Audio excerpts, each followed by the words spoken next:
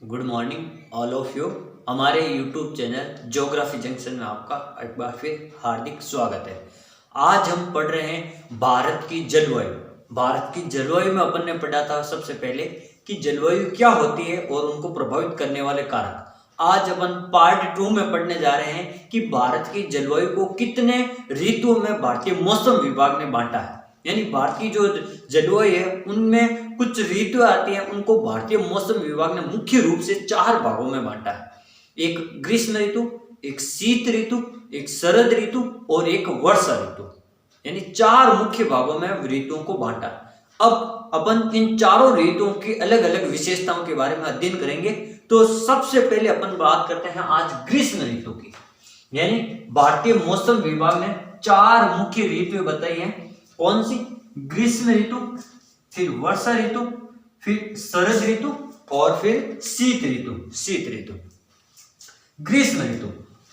ग्रीष्म ऋतु का जो टाइम पीरियड है वो आपको ध्यान रखना है, मध्य मार्च से जून तक, 15 जून तक। यानी मध्य मार्च से मध्य जून तक या 15 मार्च से 15 जून तक अपन कह सकते हैं।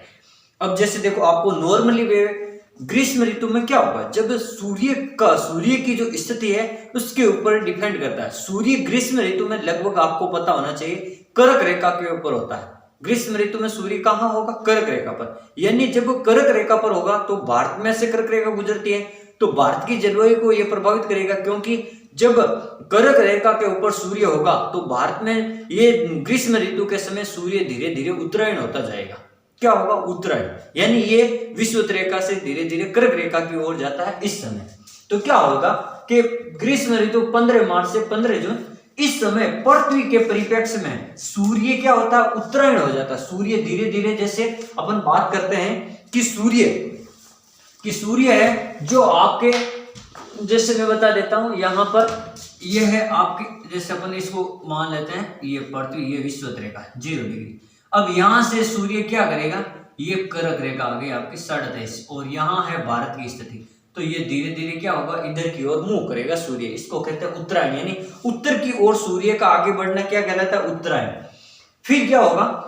जिससे महाद्वीपीय भाग गर्म हो जाएगा। यानी जिस प्रकार से ये धीरे धीरे भारत की ओर बढ़ेगा तो भारत का जो महाद्वीपीय भाग है यानी स्थलीय भाग है वो क्या हो जाएगा? धीरे धीरे गर्म हो जाएगा। और गर्म होने के बाद में क्या होगा कि स्थलीय भाग पर उष्ण व शुष्क प्रकृति की हवाएं चलने शुरू हो जाएगी। यानी उष्ण यानी गर्म और शुष्क यानी बिना नमी की, यानी एकदम गर्म और तेज हवाएं चलनी शुरू हो जाएगी। इनको अपन मुख्य रूप से क्या कहते हैं? भारत में जो उष्ण और गर्म जो तेज हवाएं चलती है शुष्क, उनको कहते हैं लू कहते हैं। और लू जो दिन के तापमान को लगभग 50 सेंटीग्रेड तक बढ़ा देती है, 50 सेल्सियस तक बढ़ा देती है। फिर बात करते हैं, जो ये लू है ये राजस्थान को ही नहीं प्रभावित करती, बल्कि ये दक्षिणी पंजाब, यूपी, बिहार और महाराष्ट्र जैसे कई हरियाणा, इन सभी राज्यों को प्रभावित करती है। यानी मुख्य रूप से अपन कहें तो जो लू है ये पश्चिमी राजस्थान से लेकर बिहार तक चलती है, बिहार तक। फिर अपन बात करते हैं कि ग्रीष्म ऋतु में जो तापमान जो मुख्य रूप से बढ़ता है वो क्यों बढ़ता है? क्योंकि जो यहाँ पर जो एक ITCZ होती है, ITCZ, ये यानी यहाँ की जो हवाएं जो दशाएं होती है, ITCZ में क्या होती है? दशाएं होती है जो तापमान की अधिक ज्यादा।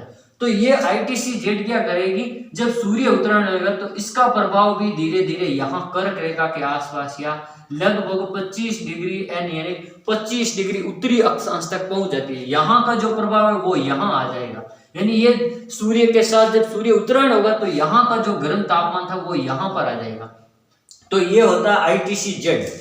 तो ये जो ITCZ है ये जून के जब अंतिम समय आएगा, जैसे मार्च से शुरू हुआ तो ये धीरे धीरे इधर बढ़ेगा, जैसे जून आ जाएगा तो ये इसका प्रभाव यहाँ पर आ जाएगा कर्क रेखा पर। तो जून के अंतिम सप्ताह में लगभग ये 25 डिग्री उत्तरी अक्षांश तक यहाँ तक पहुंच जाती है, जून के अंतिम सप्ताह में। फिर क्या होगा कि यहाँ तक जब पहुंच जाएगी तो इस ऋतु में यहाँ पर यानी ग्रीष्म ऋतु में जो तापमान है या जो मौसम है एकदम गर्म व शुष्क हो जाएगा। और हवाएं क्या होगी? यहाँ की जो गर्म हवाएं हैं, यहाँ पर गर्म हवाएं और इसकी तुलना में यहाँ महासागरीय भाग की ठंडी हवाएं, जब ये दोनों आपस में मिलेगी, जब यहाँ की यानी महाद्वीपीय भाग की गर्म हवाएं और महासागरीय भाग की ठंडी हवाएं जब आपस में एक दूसरे से मिलेगी तो यहाँ पर कुछ आंधी और तूफान जैसी स्थिति को पैदा कर देगी। क्या करेगी? जब ये दोनों मिलेगी तो आंधी या तूफान जैसी स्थिति को क्या करेगी? पैदा कर देगी, यानी आंधी आने शुरू हो जाएगी या तूफान का रूप ले लेगी। इससे क्या होगा कि जो ग्रीष्म ऋतु में कुछ जो बारिश होती है जैसे आंधी या तूफान के कारण, तो उनको अलग अलग राज्यों में अपन अलग अलग नाम से पुकारते हैं। जैसे अपन बात करते हैं, जैसे ये हो गया पश्चिम बंगाल में ऐसे तूफानों को अपन काल बैसाखी कहते हैं। काल बैसाखी यानी एक तो ये वैशाख के महीने में चलती है और काल यानी ये बहुत ही खतरनाक होती है, इसलिए इसका नाम काल बैसाखी पड़ा। और दूसरी बात, ये जो काल बैसाखी को अपन नॉर्वेस्टर भी कहते हैं पश्चिम बंगाल में। तो नॉर्वेस्टर ये नाम है जो आपको न्यूजीलैंड से आया। कहां से आया नॉर्वेस्टर नाम? न्यूजीलैंड में, क्योंकि ये जो नॉर्वेस्टर है ऐसी की ऐसी हवाएं जो क्या है आपके न्यूजीलैंड में भी चलती है। नॉर्वेस्टर ऐसी की ऐसी हवाएं कहां चलती है? न्यूजीलैंड में भी चलती है, इसलिए इसको अपन क्या कहते हैं? न्यूजीलैंड में नॉर्वेस्टर, और अपन पश्चिम बंगाल में भी इसको नॉर्वेस्टर कहते हैं, जो बहुत ही घातक होते हैं। फिर इसी प्रकार के जो तूफान अगर असम में आ जाए उसको अपन कहते हैं बारदोली छिड़ा, या अपन इसको और दूसरा नाम कह सकते हैं चाय वर्षा, टी सरोवर, तो अपन इसको नाम देते हैं। इन तूफानों को कर्नाटक में क्या है? कहवा के बागान है, तो कर्नाटक में इनको चेरी ब्लॉसम या फूलों की वर्षा कहते हैं। कर्नाटक में इनको चेरी ब्लॉसम या फूलों की बौछार या फूलों की वर्षा कहते हैं। फिर इन तूफानों को अगर कर्नाटक और केरल में अगर इस प्रकार के जो तूफान आएंगे उनके तटीय क्षेत्रों में, उनको अपन आम के फलों को ये लाभ पहुंचाता है, इसलिए इस प्रकार की वर्षा को आम्रवृष्टि कहते हैं या आम्र वर्षा कहते हैं। यानी अलग अलग राज्यों में ये आपको नाम वेरी इंपॉर्टेंट है, ये चारों नाम। यानी पश्चिम बंगाल में जब आंधी या तूफान आते हैं तो उनको काल बैसाखी या नॉर्वेस्टर कहते हैं, और जब यही तूफान जब असम में आते हैं तो इनको अपन बारदोली छिड़ा कहते हैं या चाय वर्षा कहते हैं। जब यही तूफान अगर कर्नाटक में आ जाए कहवा की खेती के लिए तो इनको अपन चेरी ब्लॉसम या फूलों की बौछार कहते हैं। जब यही तूफान कर्नाटक और केरल के तट पर आ जाता है तो इसको आम्र वर्षा कहते हैं। क्या कहते हैं इसको? आम्र वर्षा, यानी आम के फलों को लाभ पहुंचाती है। फिर ये तो हो गई आपके ग्रीष्म ऋतु की विशेषताएं, यानी जलवायु परिवर्तन या जब ग्रीष्म ऋतु आएगी तो ये घटनाएं होती रहती है। अपन की ग्रीष्म ऋतु की बात की जाए। अब अपन बात करते हैं जो अपन वर्षा ऋतु को बाद में पढ़ेंगे, क्योंकि वर्षा ऋतु थोड़ा बड़ा है, इसलिए अपन पहले पढ़ लेते हैं शरद ऋतु, यानी जो सर्दियों की ऋतु होती है। यानी जब अक्टूबर से लेकर मध्य दिसंबर, जब अक्टूबर का महीना होगा तो उस समय क्या होगा? अक्टूबर से लेकर मध्य दिसंबर दिन का तापमान तो अधिक होगा। यानी अक्टूबर के महीने में अपन कभी आपने सुना होगा कार्तिक मास की उष्मा, यानी अक्टूबर में होता है कार्तिक लगभग, तो उस समय थोड़ी गर्मी ज्यादा होगी दिन में, और रात का तापमान क्या हो जाएगा? न्यून हो जाएगा। दिन में तो धूप पड़ेगी और रात को सर्दी लगेगी, इसको अपन कहते हैं कार्तिक मास की उष्मा। इस समय लगभग दक्षिण पश्चिमी मानसून वापस लौटना शुरू हो जाता है। कब? जब अक्टूबर से लेकर मध्य दिसंबर में वापस लौटना शुरू हो जाता है। जिसे अपन क्या कहते हैं? उत्तर पूर्वी मानसून, या इसको कहते हैं मानसून का प्रत्यावर्तन होना, यानी धीरे धीरे मानसून वापस उत्तरी भारत से लौटना वापस शुरू हो जाता है। जैसे अपन बात करते हैं यहां पर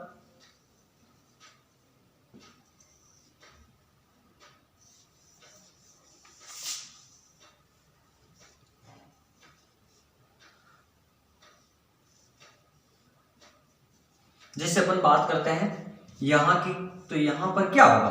जैसे ये उत्तर भारत है ये वाला, तो यहाँ पर जी की जो पवने हैं अब धीरे धीरे वापस इस समय क्या होगी?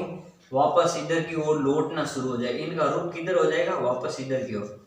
और यहाँ की जो कुछ पवने होती है यहाँ से ये थोड़ी आर्द्रता ग्रहण करती है। यहाँ की पवने ये क्या करती है? आर्द्रता ग्रहण करती है।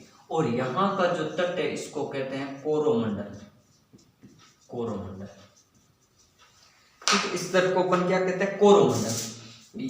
तो यहाँ जब वापस मानसून पीछे की ओर लौटता है अक्टूबर से लेकर अपन के दिसंबर के महीने में, इसको अपन उत्तर पूर्वी मानसून कहते हैं। यहाँ से तो एकदम शुष्क मौसम है, यहाँ कोई आर्द्रता ग्रहण करने के लिए कोई नहीं, पवने इधर से धीरे धीरे यहाँ जाती है, हल्की बारिश करती है। लेकिन जब यहाँ से आएगी तो यहाँ पर एक पड़ता है बंगाल की खाड़ी। ये यानी जो बंगाल की खाड़ी के ऊपर से जो पवने जाएगी, जो ये मानसूनी पहुंचने जाएगी वो आर्द्रता ग्रहण करके यहाँ तमिलनाडु में एक पर्वत श्रृंखला है वहां से टकराकर यहाँ बारिश करेगी।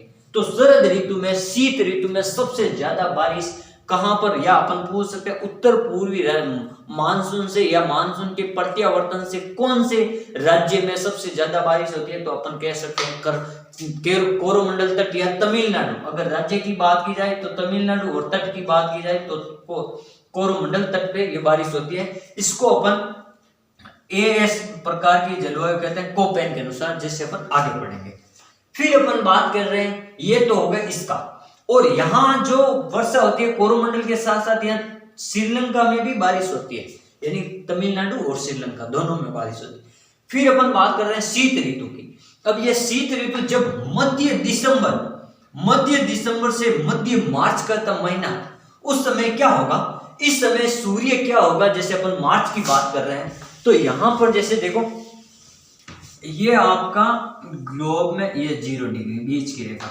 अब ये बात किस समय की कर रहे हैं, ये मध्य दिसंबर से मार्च, दिसंबर के महीना यह है आपकी करक मकर रेखा।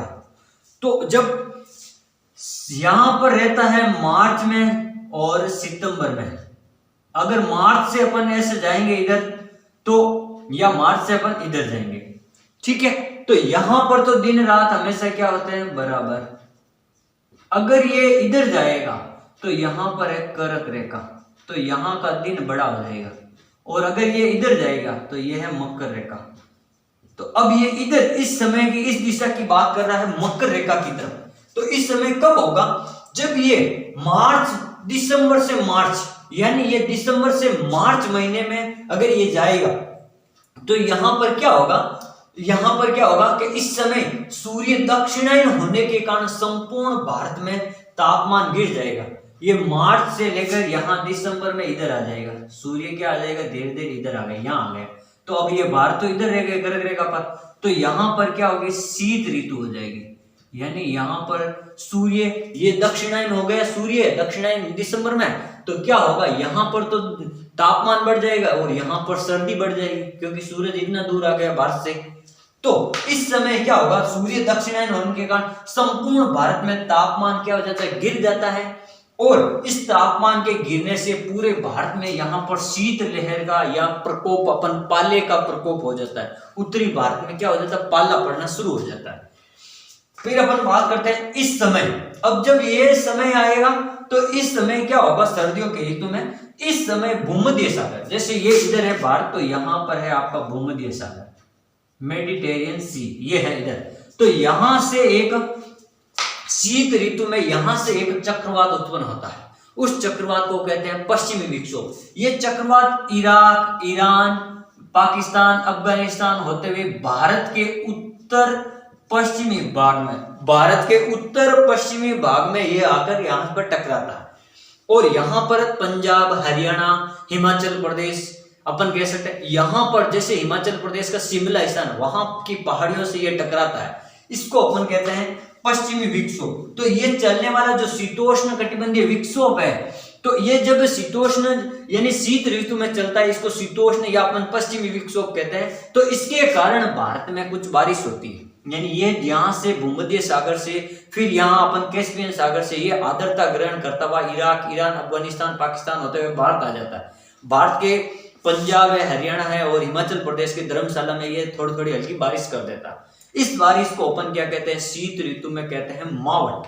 इसको क्या कहते हैं, मावट। शीत ऋतु में इसको अपन क्या कहते हैं, पश्चिमी विक्षोभ के हो, और इन पश्चिमी विक्षोभ से जो वर्षा होती है, इस वर्षा को क्या कहता है, मावट। जो इस मानसून को कहते हैं, इस चक्रवात को पश्चिमी विक्षोभ, और ये पश्चिम दिशा से आता है इसलिए पश्चिमी विक्षोभ, और ये जो वर्षा होती है इसको अपन क्या कहते हैं, मावट।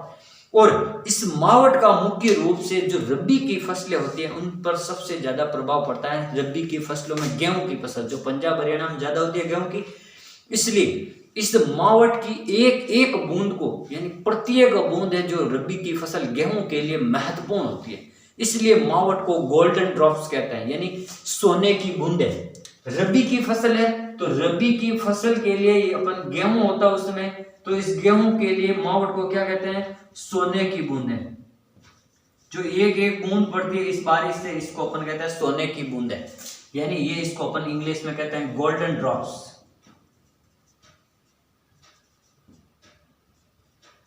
गोल्डन ड्रॉप्स, एक एक बूंद होती है वो सोने के समान होती है रबी की फसल के लिए। इसी से जो पर्याप्त वर्षा होती है उसको अपन मावट कहते हैं, और मावट है रबी की फसल के लिए। तो इस प्रकार आज हमने पढ़ा कि जो भारत की जलवायु में कुछ ऋतु हैं, जैसे वर्षा ऋतु, शीत ऋतु और शरद ऋतु, इन सभी ऋतुओं के बारे में अपन अध्ययन किया।